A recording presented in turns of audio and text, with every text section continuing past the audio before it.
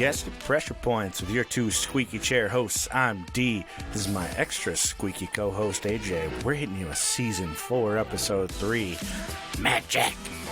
Find us on the Instagram and the Twitter at Points of Pressure.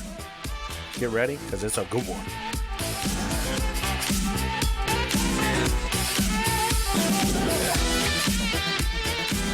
I'm looking at the can of WD-40 on the desk right there, and I'm not going to spray it on this chair. Wait for it. Let's see. Oh, now it's not squeaking. Do you hear that? Get the wiggles out. All right. Do you have anything in front of you that you're going to fiddle with for this entire episode? Just a quick mention to that WD-40 can. Every time I think it, or every time I see it, I think that it's like spray can air. It is not. And there have been a few times I've gotten very close to just not so good. I'm waiting for you to spray that on your keyboard. Like as a Banaka, I just go. Oh, that reminds me. AJ, help! That reminds me. Growing up, my cousin had one of those air guns, where it's like a big, almost like a small trash can. Oh, like the potato cannons? No, no, it was just air. Oh, it kind of looked like a trash can. But instead of the back, like the flat part... It's got a back. It's a bag with a handle and a bunch of, like, elastics. So you pull it back, and then you can launch them across the air. Dude. There's a slight delay, and then your hair just goes crazy. Oof, yeah. Oh, it was so much fun. He definitely farted in that and launched it across the room. Yeah, D would. He would, too. My dad has a smaller version of that. It's a handheld one, and we would launch it at the cats. The problem is, though, that it's loud as fuck, so you'd have to do it when they're sleeping, because it would... like, and then it would scare them awake, and then they would get hit with the air. It's hilarious. Yeah, this one was huge, Dude, like this big around. Yeah. When you got shot in the face, you felt like you got slapped. Like, fuck yeah, we should make one. We should, and then just shoot at it. Or just buy your one. Your wife when she gets home from work, she gets so mad. Boom. She'd yell at me. She would scream, and then she would laugh, and then she would yell at you. Yes, in that order. That's accurate. Oh man, well we're back once again with some World War II paraphernalia. Yeah, it's not my episode. And it's not an AJ episode. What the fuck? However... I didn't even know you could read. Me neither. I didn't know I could string letters together to make sentences and notes. What? I just figured you were making Especially audiobooks. ahead of time. More than 30 minutes before an episode? What? Yeah, we did not D? research today. And 2021D is a... I did this morning. 2021D is a madman. Most of my notes were finished days before, though. Well, sure. A day yesterday. Before, hours before. Less than 12 hours before. Yes, 10 or 11 hours before. But yeah, I hyped it up last week. Oh, yeah. You've been telling me about this for weeks. Yes, it is. And I only fucking good one. Yesterday pieced it together. Yes. Who it is. And now I know everything about it better than him. So I'm just going to do the episode now. Yeah. Actually, psych, it's a trick episode. AJ, take it away. All right. So...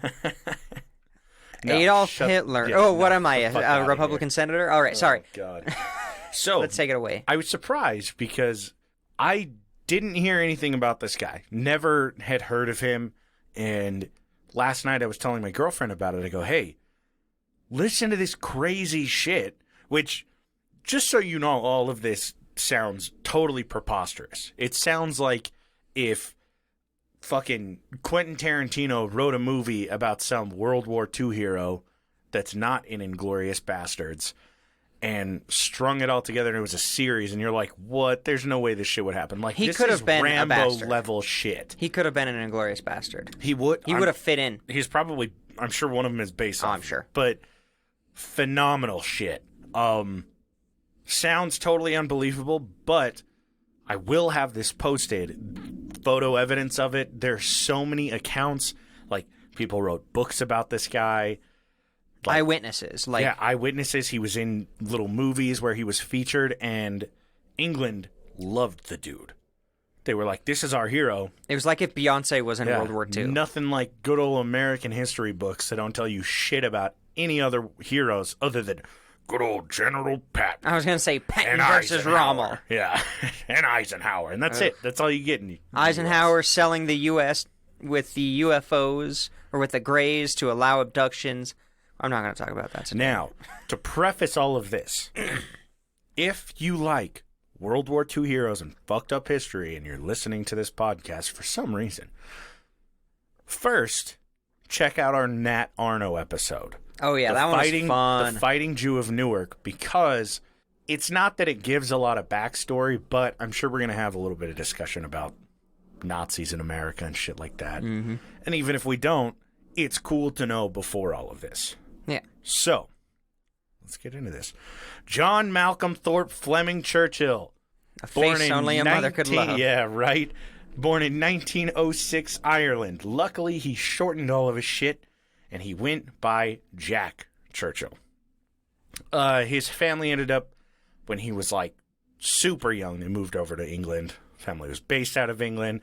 There isn't really a lot of info on his youth, probably because no one fucking cares about his youth. They care about what he did in the war. The wars. Yeah. So, graduated from Royal Military College in 1926, and they sent him off to Burma with the Manchester Regiment. They always send him to Burma. They always do. They always start him out in Southeast Cyprus. Asia. It's always Southeast Asia. Mm-hmm. So, right off the bat, he was kind of well known. People knew of him because he was known for riding his motorcycle all around all over the place. His Zenith motorcycle. And he was known because at one point he ran into a water buffalo. No idea how or why. Like drove into it? Yeah, just drove into it. Boom, water buffalo. I don't know. Crashed into it. Don't have a lot of info on that either. But it's a long episode. Strap in. It's a meme. Yeah, I bet. Yeah, it was probably like a meme. Like, oh, that guy, he's so crazy he drove into a water buffalo on his motorcycle. Fucking Mad Jack. So, the reason he was known for his motorcycle adventures is because he would go around on the railroad tracks out there and he would find they called them sleepers. And they were big train cars that were separated from everything else, but they would leave them there to like block the British from being able to bring trains in and everything. So what Jack would do is he would take his motorcycle out there and he would find these sleeper cars, hop onto them, motorcycle off to the side, and he would drive his motorcycle while he's standing or like sitting on these sleepers and find places to put them that were off the tracks or on like an unfinished little edge, just so that they were out of the way. Beautiful. He logged 1,500 miles just in like the short amount of time that he was there, which isn't bad when you're considering it's just train tracks and it's just a motorcycle. Yeah, it's like pretty good. Hell yeah, good for him. So, while he was in Burma, he started learning how to play the bagpipes. One of the officers in his regiment was a fanatic and was like, hey, yeah, I'll teach you all this shit. And Jack thought they were cool as hell because at the time, they used them a little bit to like fire people up for battles. They were definitely used in World War I. Yeah.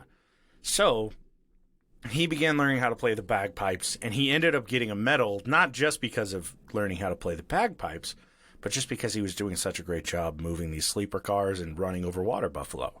Yes. They gave him the Indian General Service Medal with a Burma clasp. Now, due to the peace that had come in the area, this was called the Interwar. It was between the First and Second World War. Yeah, the interwar period. Yeah, so there was peace in the area, so they sent everybody home a year later. And a little bit before he left to Burma, he had a bit of a male model spree. I know, it sounds fucking ridiculous. I love it. So, he had done, he was like an extra in this movie called The Thief of Baghdad. And so when he got back from the war, he did another one called The Yank at Oxford. And it wasn't like these big roles. It's not like he's all over the place, but good-looking dude. All right. Studly guy. Handsome for British guy? Yeah, handsome for British guy. Now, this is where we start getting into the real meat and potatoes. So, in 1938, I know it's a long ways later. We skipped a lot of years. He's just been chilling. Modeling, being in movies. Being a bad smoking boy. cigars, sucking dick. I don't know about that. But, to each their own. So, In 1938, he went to Aldershot, and Aldershot was where they were holding a bagpiping competition. Now, if you don't know what bagpipes are, I don't have any audio clips of it, and I'm sorry about it. Give me the iPad. I'll pull one up. Pull up the... No, I'm just gonna make. No. I have a song specifically that you should pull up. You don't. You want me to be free. Wow, I was gonna say March of the Cameron Men. That's one that he played. So, they aren't everybody's favorite sound in the world, that's for sure. So, he goes to this bagpiping competition, and a lot of people were kind of upset because he's an English kid. And he ended up beating everybody he beat the Scotsmen at their own game. He won the competition, and they were furious. This is a huge scandal in Scotland. How the fuck could somebody, like, right across the canal do this to us? It's ridiculous. Now, that doesn't sound like a bagpipe. Where's the bagpipe? Did you fuck this up? And fast forward. This is what I mean. It's not for everybody. This video is called Bad Bagpipe Playing. Ooh, that sounds awful. Yeah, oof. And if you don't know what a bagpipe is, it's like a... What do they call them? What the fuck is this? Oh, no.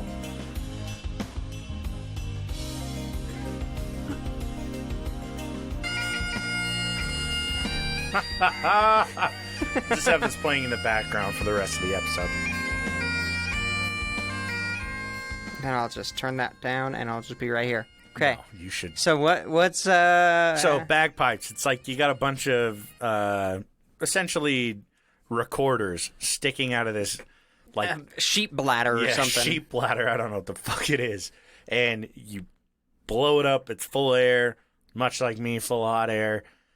And you press down on it as you continue blowing in, and you play the notes on these, like, 7 recorders or however many are on there.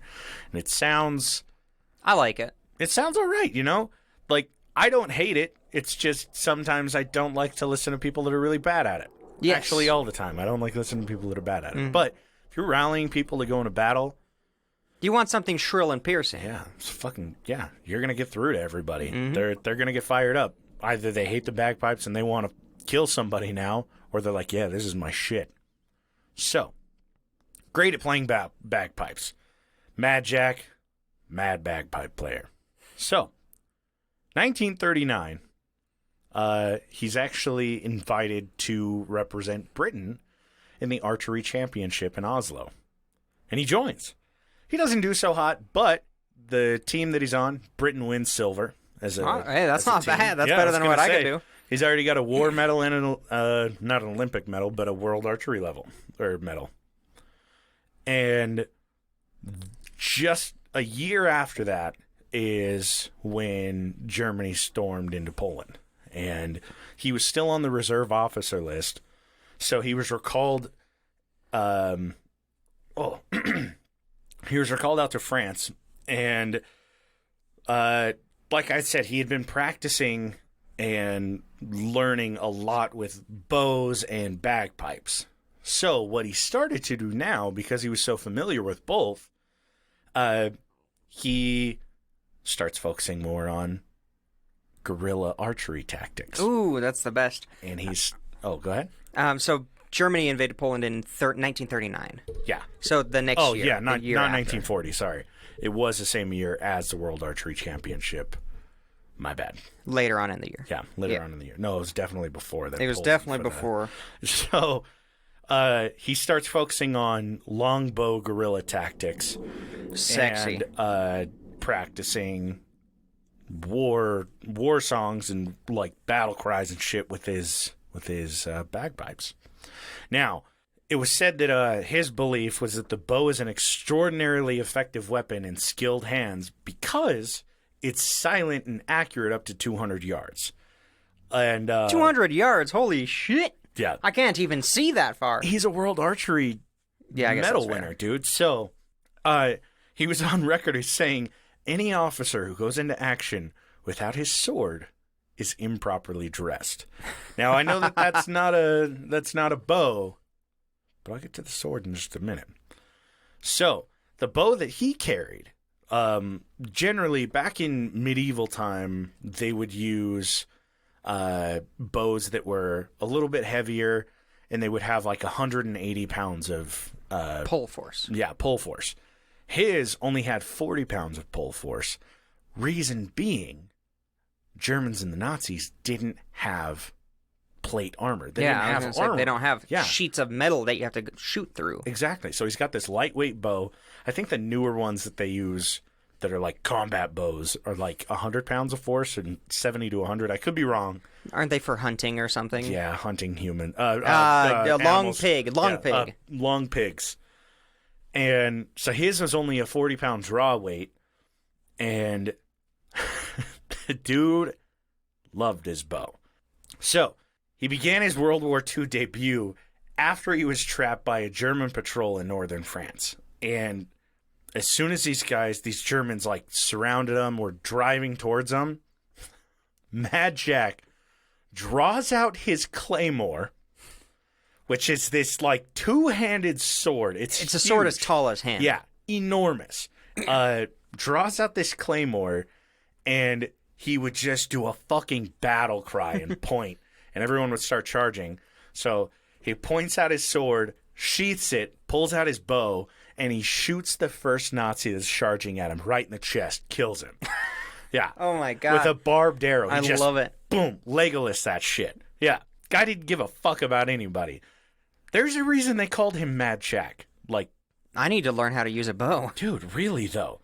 So, after he launches this arrow into the dude's chest, he grabs 2 machine guns and fires both until they run out of ammo, and then tosses them and just keeps fucking battling, using his bow and his pistol and his fucking... I don't know if he killed anybody with his claymore, but he is on record as having the most recent longbow kill in war. That's a great record. I love that coolest record. Fucking statistic. Mm-hmm. Wasn't he the only person to have a confirmed kill in World War II with a bow? I think so. Pretty I'd sure he imagine. I was. wouldn't be surprised. God damn. So he ends up leading his team through enemy lines at night after he had gotten shot in the shoulder during that battle. And later on, they sent him to Dunkirk to help defend. Obviously, Dunkirk, they ended up retreating and having to exit. But he ended up getting the Military Cross for bravery in France because of what he did. Fucking crazy. Cool, bro. Yeah, he just goes Legolas Rambo right out the gate. Oh, He's yeah. like, just starting World War II off with a fucking bang, baby. Do you think it was just because he was like, yeah, this is fucking cool and honor and all that stuff? Or do you think he understood, like, the psychological effect that there is to have a dude charging at you with a giant sword as your allies are getting shot in the chest with an arrow? Like, do you think he understood the psychological warfare? I'm sure he did. It's like I said, he studied guerrilla warfare with bows, which wasn't all that big. Like, even in World War I, I'm sure that there weren't that many people doing it. No, they had guns. And so to focus in on that, like, yeah, you're good at archery, you're probably good at shooting. I don't know the statistics of that, but you're probably an accurate son of a bitch. So to have a preference of using a bow during World War II, like, against the Germans who had, like, the most Yeah. advanced weaponry This guy, at the time. I'm surprised that he wasn't, like, terrible at running with his balls dragging on the ground all the time. Yeah, they're How fucking huge. They are. Probably fucking had to hunched over back. So, he spent time in Norway, and he was second in command of the commandos in Operation Archery. Oh, okay. So what's Operation Archery? So, it was a plan to raid a German garrison in, I'm going to fuck this up, Vasoy, Vagsoy. Vagsoy. Okay, yeah, definitely that. Vagsoy, Norway. And they're taking their little, like, what are those called? The boat cruisers. That, like door at the back. like an APC? I think so. So take those little boats A up. troop transport. Let's say that. An amphibious troop transport. Sure, that's the one. Amphibious troop transport. I think they were called weasels or something. So this landing craft drops its back little gate, and fucking Mad Jack's just standing there playing the bagpipes. He's playing March of the Cameron Men, just hard as hell. And he lowers his pipes, reaches up and grabs a grenade, fucking tosses it, and then starts running into the battlefield. And he was known, when he was charging, for just yelling, "Commando!" and just fucking going for it. Oh, God. He had a basket-hilted sword, which this one is one that they have photo evidence of him with it at his hip. It's the one that did you use it for the episode? Yes, yeah, it's on the picture? episode picture. Yeah, he's just got this little sword. I mean, little. It's a pretty big fucking He's sword. got his fucking sword at his hip. Yeah, going for it. And after leaving the battle completely unscathed, a demolitions expert blew up a charge while he was fucking drinking wine. And it wasn't a German demolitions expert. Yeah. They were on there. They were like headed back to Britain, or like they're safe out. I don't fucking know war stuff. But they're headed back, and one of their demolitions experts blows up a charge. And Mad Jack is fucking, of course, just chugging wine out of a bottle, son of a bitch, and shatters the glass, and it gets lodged, like pieces of glass get stuck in his forehead, and he was out for 2 years. Yeah. Damn. However, Mad Jack came back. Mad Jack is back, baby? Mad Jack is fucking back. So, same thing. He's part of the Commandos, and he's still just this enigma. Everybody's like, Mad Jack is a madman. He got blown up drinking wine and he's coming back? He's like he gets shot in the shoulder, takes wine shards to the face. He doesn't give a fuck, man. I'm going to have some coffee. Yeah, do it. I want some coffee, too. I hope it explodes in my face so I can be like Mad Jack. Let me just fuck up one of these charges. So, they head to Catania in Sicily. I know I'm fucking it up. Typical pressure points. I'm just not going to correct you. You're fine. Terrible pronunciations. That's the third P in pressure points. Yes. So, he's got his claymore at his hip, his arrows and his bow across his neck and back, and bagpipes under his arm. Mad Jack's ready for some serious business today. So, he's ordered, or his unit is ordered to capture a German observation post. So, while they're marching along, he's playing his bagpipes, as usual, and just getting everybody fired up for that night. To take advantage of the elements of surprise, play your bagpipes. Yeah, you play your bagpipes, because it sounds like just regular nature ambiance. I was going to say regular dying animals. Yeah. They're like, oh my God, did you hear all those animals getting murdered? And like, yeah. Yeah, it's normal. Italy. Yeah. So, getting ready for this ambush, he's getting everybody fired up. And at night, they sneak in and they infiltrate and dismantle a mortar crew. And they end up capturing 42 Nazis. Damn. Yeah. Now, instead of just like locking the guys up and saying, let's get this shit out of here, anybody that did get injured in his unit, they threw onto a cart and they told the Nazis, you're pushing this cart back to our camp. Oh, yeah. And he was asked about it, and he said it was like an image from the Napoleonic Wars. Just prisoners pushing their wounded. Fuck these guys. Let's get them back to camp. Now, they get back to camp. Everything's good. Jack can't find his claymore. Yeah, I know. Oh, this is bad news. I know. He has his what is it? The basket sword. Yeah. Basket something. Basket hilted. He has his wicker sword. Yes. He has his basket hilted sword. I know, but that claymore means some shit. He probably killed a Nazi with it. It probably means a lot. I'm sure. Yeah. He's removed a lot of heads. With that sword.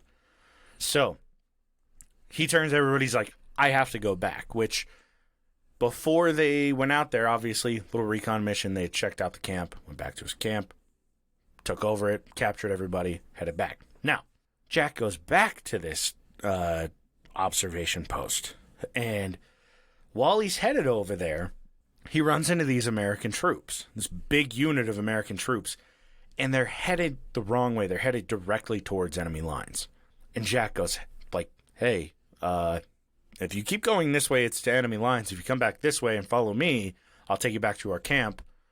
We can go from there. And the Americans, of course, because God forbid they listen to anyone from another country back in the 40s. They're like, no, we know we're going the right way. We know what we're doing. And so he says, I'm going my own way, but I'm not coming back for a bloody third time. And he just leaves. Just leaves them. I don't know what the fuck happened to those guys. Probably didn't turn out so great. Yeah, probably not. And he ended up earning the Distinguished Service Order. Did he get his Claymore? Yeah. Okay, he got his good. Claymore. I wanted to make sure. Of course, always, yeah. This is Mad Jack. I'm sure that threw them off. Imagine you're walking and some dude with a fucking bloody Claymore walks up and he's like, that's enemy lines. I'd listen to him. Oh, yeah. Easily. Like, maybe he didn't have his Claymore on him, but Christ. But he's got a bow and a bagpipe. And he's walking alone. Like, yeah, that's fucking ballsy. Jesus Christ. This guy doesn't care about anything or anybody. So, the following year, he's sent to Yugoslavia. And I mean, I'm bouncing around these like crazy, I know. I'm excited, and this is some cool shit. Mm. So, he goes to Yugoslavia, which they had a group of commandos there, and there were 1,500, they called them partisans. Okay. Yeah, I'm assuming it's just like 1,500 volunteers from the area, maybe. From Vish? It's a Greek island. That's what I'm going with. All right, V-I-S. sounds good. Viz? Sure, that one. Yeah. Viz. Viz. So, fucking Viz, baby. And he's got 43 commandos that are directly under him. And then there's another commando troop of 40 people as well. And they pull up to this area that they're supposed to get ready to raid in their, aquatic transport vehicles. ATVs. Yeah, they're ATVs. They roll up in their... they did a drift stop. Oh, yeah, and then they rolled it and broke their necks. God, this high-centered thing... These things are bad news bears. Careful on those. So, pulls up. There's no opposition. There's, like, nothing there. They probably heard Mad Jack was coming. Yeah, right, really, though. They knew the man with the Claymore was... They could hear his bagpipes from, like, miles away. So, pull up, and they look around, and they notice that the machine gun placement is in, like, a very, very defensive-ready positioning for... this event. And they're like, I don't know about this. And all of a sudden they hear these like droning sounds off in the distance and look up, and all these planes are flying over. Oh shit. And all of a sudden the gunfire starts, and the 1,500 partisans say, we're getting the fuck out of here. Peace. And Mad Jack and his commandos, both troops, they're like, maybe we're gonna wait and we'll push tomorrow. So they're scrambling, trying to get back into their ATVs, their aquatic transport vehicles, hopping back in, getting the fuck out of Dodge. And I mean, they're dropping mortars. They're just machine gun fire like crazy. They get out of there. Now, they already know that the Germans are expecting them. So, Mad Jack says, partisans, you guys keep doing your frontal assault. Do your thing. You guys drive in. Me and the commando boys, we're going around the back. The commandos always take the back door. Always taking the back door. So, they next morning get up. Same thing. Germans were expecting the partisans, going for the partisans. Mad Jack and his commandos come around the back. But it was kind of expected from the Germans. They already knew that they were coming. Obviously, they're going to try to do a flank. And he and 6 of his commando buddies are driving in. Jack's got his fucking sword out. He's ready. and a mortar drops and kills his 6 friends. Shit. Churchill sheaths his sword, pulls out his bagpipes, and he starts playing Will Ye No Come Back Again. And he just fucking plays the shit out of the bagpipes. Germans throw a grenade over to him. It explodes, knocks him out cold, but he didn't die. Mad Jack doesn't fucking die in war, man. So, they take him captive. Now, on his dog tags, said Churchill. Jack, or John whatever Churchill. And the Germans were worried that he might have relations to Winston. So, they panic a little bit. And they're I was going to say, they probably treated him better. Yeah, they're like, we can't kill him. We can't send him to our concentration camps right away. But let's get his ass back to Berlin. So, they take him to Berlin, interrogate the shit out of him, and he's like, I don't have any relation to this guy. What the hell? They realize that he doesn't have a lot that he can give them, other than probably a sword at his hip, a really nice bow on his back, and his bagpipes. So, they ship him off to a couple different places. They bounce him around, and the last straw before they decide to send him to a concentration camp is he tries to cause some panic and a distraction, and he lights trash on fire while they're fucking moving, and they're like, that's it. This fucking crazy Britain son of a bitch. No good. We're shipping him off to a concentration camp, and they send him to Sachsenhausen. Sachsenhausen? Yeah, Sachsenhausen? I don't know. Maybe. Let me see. Do you have it? Sachsenhausen. Sachsenhausen? Something like that? Yeah, Sachsenhausen. I don't know. I don't know. I can't see it. So, here, I'll highlight it for you. I'll show you. Yeah. I want to make sure I'm not fucking everything. I mean, you probably are, because I don't know how to speak German. I think it's much. Sachsenhausen. Sachsenhausen? I think it's CH is K. Sachsenhausen. No. Something like that. Yeah, whatever. So, they send him to... Bergen-Belsen. Yeah, they send him to this concentration camp. And he ends up meeting this other major and 3 Royal Air Force officers. And all of them are like, we need to get the fuck out of here. This is not, like, these are exactly why we're having a war. So, they all start digging a tunnel. Oh, they're pulling some The Great Escape type shit? Yeah, baby. And you want to know what? They did it, too. Oh, fuck yeah. Mad Jack and his buddies dig a tunnel to get out of this concentration camp, and they make it 125 miles from Nazi territory, and they almost got to the Baltic Sea. They were like a couple miles away, and they get captured again, and I'm sure they capture him and they see Jack Churchill. They're like, this son of a bitch. This asshole. We already know about this motherfucker. He's been moving around Germany for a bit. So they send him to a concentration camp in Austria.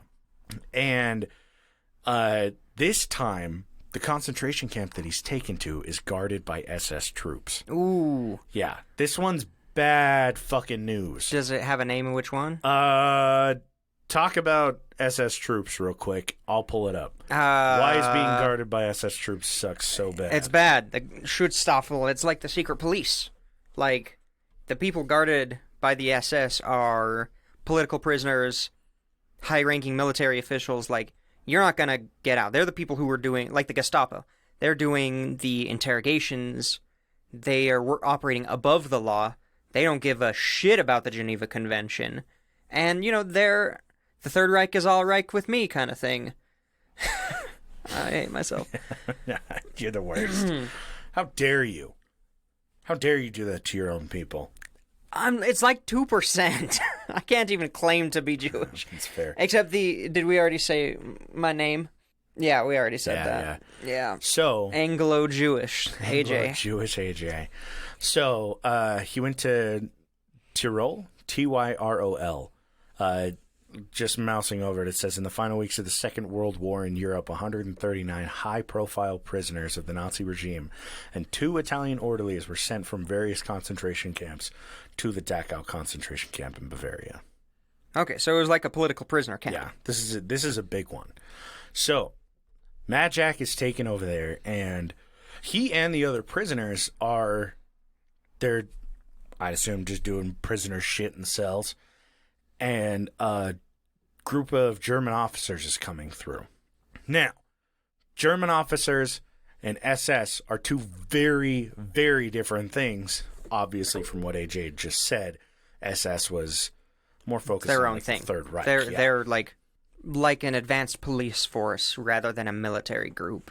Yeah. I guess. I don't know. It's I hard would to say, explain. more They're so- separate from the military. They're more focused on like the hate fueled by Jews more than just like the German army. Yeah.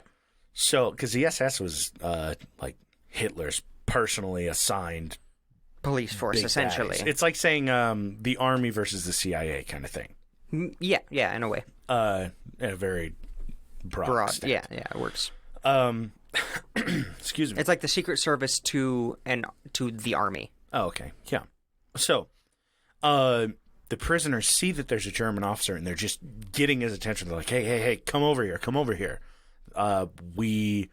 We're scared these guys are just going to commit war crimes and murder all of us. Which they would do often. Yeah, very easily. And the German officer's like, well, I mean, although we're already committing terrible atrocities to the Jews, we're not going to do that to blonde, blue-eyed haired Americans. God, no. Especially when they're POWs. Jesus Christ. So, German officer turns to his team and he's like, get the SS out of here. They should not be over this camp. So the officers just slowly get the SS out. They're pushing them away and everything. And later on, over the course of the Germans guarding that new, or not guarding, but they're now kind of over that concentration camp, there's a power outage. Oh, no. And so Jack and a bunch of his buddies, they just scatter. They get the fuck out of there as quickly as they can. Yeah, they don't have the lights up. So they escape, and they walk 100 miles into Italy. And Jack says that he survives off of liberated Nazi vegetables, that he cooks in like a little can, this rusty, shitty can that he has. I mean, this is over the course of like a year or less. It's not like he's been a prisoner of war for years and years and years. So he's been through some shit this last year. I think this is 1944. So they find this American unit, and he's like, "Look, I'm a British officer, and I'm sure that your idiot buddies that I ran into in Italy probably fucking died, but they probably mentioned the dude with the claymore and the bagpipes." So they're like, "Oh, okay, yeah, Jack Churchill." Oh, yeah, this guy. Yeah, right. You're wanted for war crimes, being too Yeah, badass. just fucking cuff him. Send him to a concentration camp. Shit. So, he gets sent back. Well, I don't think that he went back to Britain, but he gets sent back to a camp where, like, back to his commandos and everything. Mm-hmm. And they decide, okay, we still need aid in Burma. I don't know what happened. He must have gotten demoted in his time out. I'm not sure. But they say, we're sending you back to Burma, baby.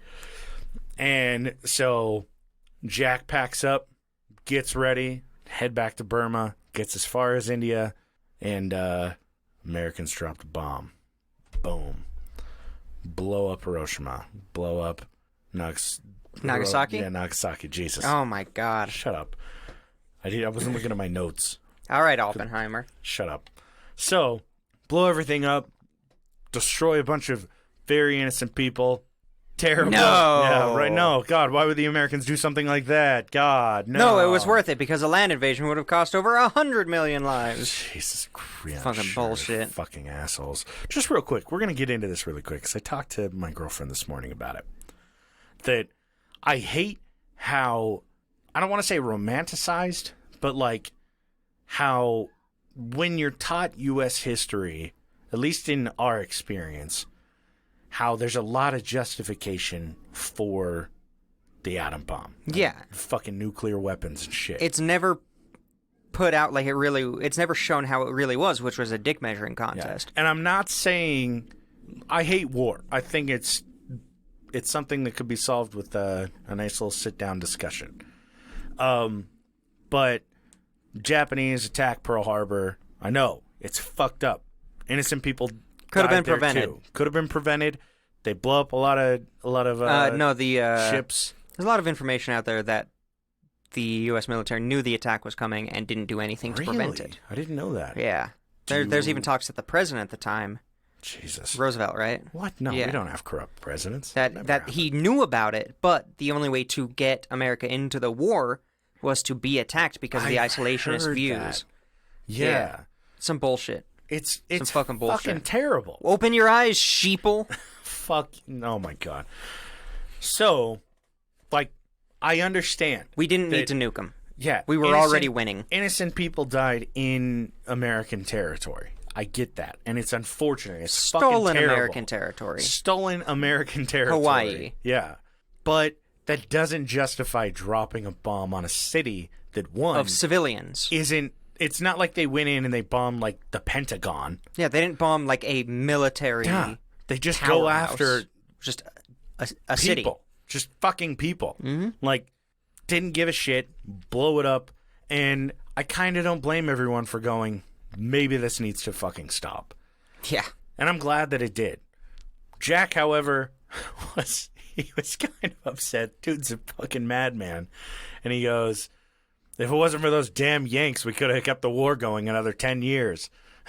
Oh my God. Nutcase, Holy man. shit, he is insane. I think a lot of it, so in one of the articles that I was reading, they talked about how, like, he was just this war-enthused, obviously madman. And they were like, they mentioned, is there a chance that he was really just like this murderous, crazed son of a bitch? And I personally don't think so. He left the war, and it wasn't like... He didn't continue to murder as far as we know. Yeah, he didn't go John Wayne Gacy on everybody. Like, the dude got married, had kids, settled down, did his thing. I think he was probably just a fucking adrenaline junkie, and at 35 years old, he's killing people with bows and swords, and he's playing his favorite instrument. He's locked in. Yeah, probably not the most moral dude in the world, maybe. He's probably on amphetamines, too. Very likely. But I wouldn't say that he's this murderous, crazed son of a bitch. But he was probably getting his adrenaline fix. Oh, yeah. And he was probably getting all his methamphetamine, which, if you don't know about methamphetamine in World War II, by all means, check out, I have no idea what it was called. One of our episodes from Season 3. It's towards the end. It is, it's some about drugs in Norway, and a wild fucking Norwegian war hero. Yeah. Check that shit out. But, I mean, he's probably getting his adrenaline fix from just going buck wild into battle all the time. Oh, yeah. So, after the war had ended, Britain had sent people to the Middle East because there were Jews that were kind of being held captive by Arabs in Jerusalem at a university. So he had joined the Seaforth Highlanders, went down to Jerusalem, and there were about 700 people there that were doctors, students, patients that were basically trapped inside this hospital that were being held hostage. And Jack shows up with his unit, and they basically just use suppressing fire to keep these like 200 soldiers occupied trying to kill him and his unit, that everyone else is able to escape out to these buses. Now, there were still like 2 buses, both with like 75 to 80 people on them, that were destroyed in the process, which is terrible. Mm-hmm. But he still saved 700 people, right around there, 500, 700 people, via bus, just by fucking shooting at these guys. And imagine this time, not with his bow and arrow. I was going to say, with a bow, attacking a building. He was killing it. And he did such a good job that the street that leads to the hospital in I didn't write down the name, but they named it Churchill Boulevard because of how many people he saved and what he did down there. Amazing dude. Like, you could sit here and say, oh yeah, he killed all these fucking people. No. He killed all these fucking Nazis. This is true. He killed all these fucking Nazis, but damn if he wasn't a good dude. Now, post-war, like I had said, unfortunately, this is where all the crazy Mad Jack shit stops. On a murderous spree. So, he ended up meeting some of the Germans from his old battles, and they would tell him that when they would look down to shoot, a lot of the times they wouldn't shoot at him because he had a crazy fucking look in his eye. And they're like, dude, that guy's fucking terrifying. Like, I would probably shoot if I saw somebody that scary. Like, I'm shooting that motherfucker first. Yeah. But, yeah, he was told that he was just so crazy looking at, like, I'm getting as far away from that as possible because if I miss and he knows I shot at him, I'm fucking dead. That Claymore's coming out. It's going right at my ass. No thanks. Yeah. He ended up working a lot on base, and he learned to fix and maintain like coal-fired ships, and they ended up sending him to Australia to teach land and air tactics. Now, while he was in Australia, on base, teaching Australians how to fucking shoot people with bow and arrows and slice them to bits, fillet them. Create rock weight-based traps and snares. What do you think would happen while you're down in Australia? One thing, if you were sent to Australia, what's one thing you would leave and you now know? How to wrestle a kangaroo. No one deserved another sip of coffee. No. Ah, damn it. Mad Jack was taught how to surf. Oh, my God. And he... Did he surf and play bagpipes? Fucking loved it. He was all about it. Like, this guy, he can do anything. Junkie, he's in Australia where you're basically living on the edge of your seat every day of the week, learns how to surf, eats it up, and spends all his time teaching and surfing and comes back to Britain. And he ends up being the first man to ride the River Severn's 5-foot tidal. And then he designs his own surfboard. Like, who? What the fuck? Who the hell is this guy? Is this what life was like before the internet? God, really, though? Did people just do stuff? Or Jack was just like, I'm learning everything. So he spends the rest of his days, he works a desk job, fucks his wife, has his two sons. He retired in like 1959, 57. God, I bet those kids know exactly how to kill a man with a bow. Yeah, right. God, they know how to kill a man with their bare hands.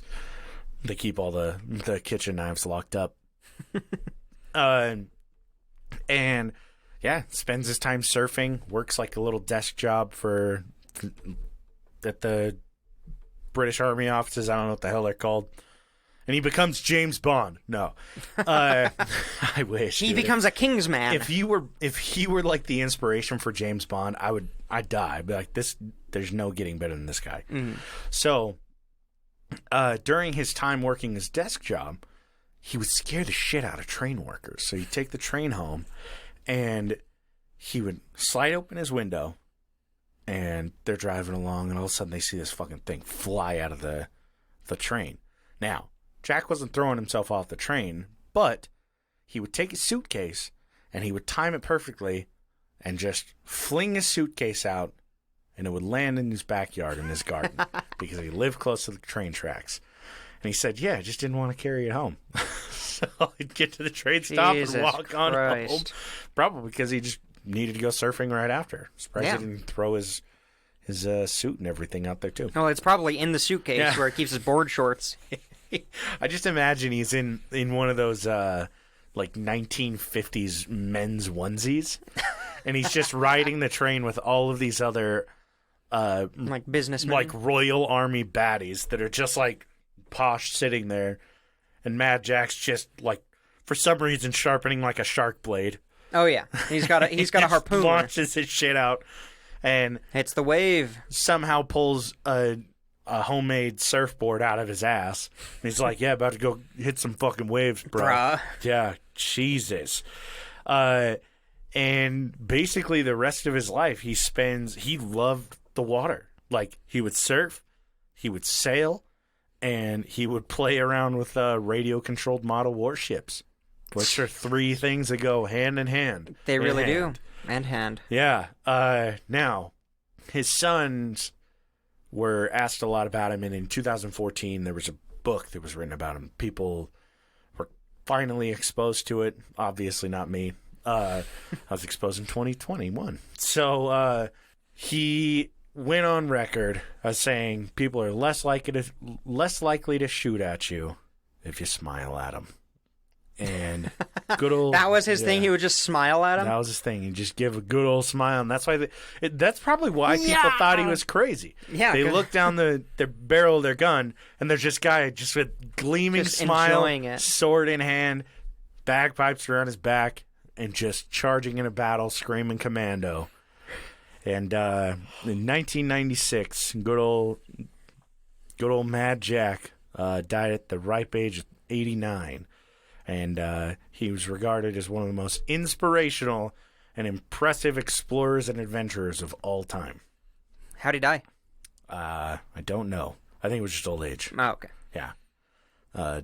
Sleeper cell Nazis came out on. Yeah, Adolf came back up from Argentina and slipped a blade between the ribs. Oh, God. Yeah, let's see. Yeah, it doesn't say. Yeah, then it wasn't anything probably significant. Nothing too crazy. But yeah. Whack. What a wild son of a bitch. I'm so glad my father didn't do anything like that. I wouldn't be able to live up to it. Yeah, right? Imagine, like, our fat asses having a badass dad like that. It's just like, what the fuck are you doing? Just playing video games, Pops. It's like, get the fuck out of my house. Go sharpen my claymore, bitch! Sharpen my shark knives. Go wax my board. Design your own fucking board, then. Oh, man. Damn, so, yeah. Mad Jack Churchill. Mad Jack Churchill. He's one wild son of a bitch. Fantastic. He's one that we definitely should have covered already. You know, I'm glad we held off this long, because if we had done this in season 1, it would have been literal garbage. Oh, yeah. Hot garbage. I wouldn't have done like 10 nearly people as would have much. listened to it. Yeah, 6 people would have heard it. Wouldn't be able to appreciate it. So, thank you guys a lot for tuning in, checking it out. Tell all your friends about us.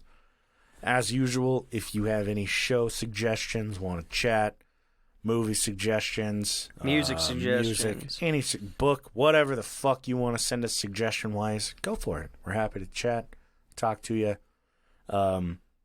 Thank you so much to our Patreon subscribers, Casey McFacey, Haley, Dark Runner, Toddle Waddles, D's Nuts, and Nordic Thunder.